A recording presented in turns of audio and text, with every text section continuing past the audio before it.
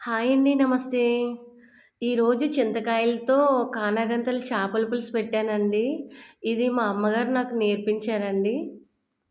చింతకాయలతో ఏ చేపల పులుసు పెట్టినా గూడా సూపరుంటుంది నిజంగా. చాలా టేస్టీగా డిఫరెంట్ టేస్ట్ ఒస్తదండి. నేను తీసుకున్న చేపలకు తగ్గట్టుగా కొన్ని చింతకాయలు తీసుకొని, ఒక 2 గ్లాసులు వాటర్ వేసి ఉడికించుకున్నానండి.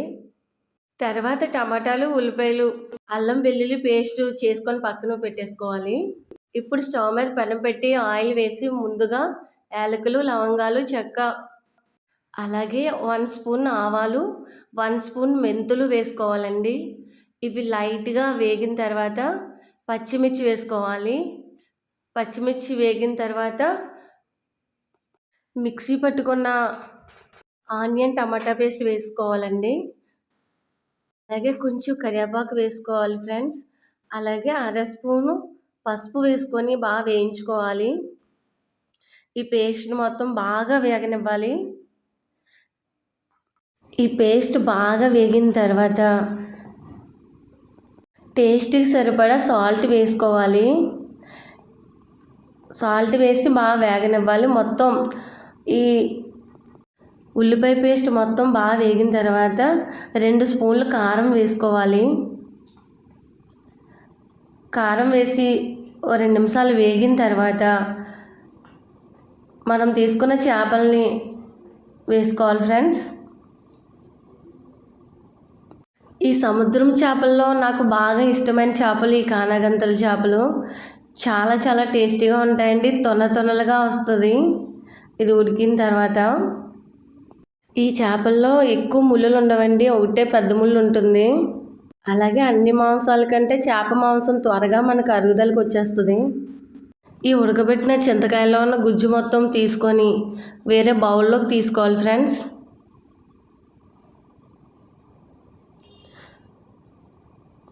ఇలా ఒక 2 సార్లు దీనిలో ఉన్న గుజ్జు మొత్తం తీసుకొని ఈ చేపల్లో వేసుకోవాలి. ఈ పులుసు వేస్తున్నప్పుడు సిమ్‌లోనే ఉంచుకోవాలి ఫ్రెండ్స్. నేను మొత్తం పులుసు అంతా వేసిన తర్వాత ఒక్కసారి కలుపుకుంటున్నాను. ఇప్పుడు ఫుల్‌గా పెట్టేసుకోవాలి గ్యాసు.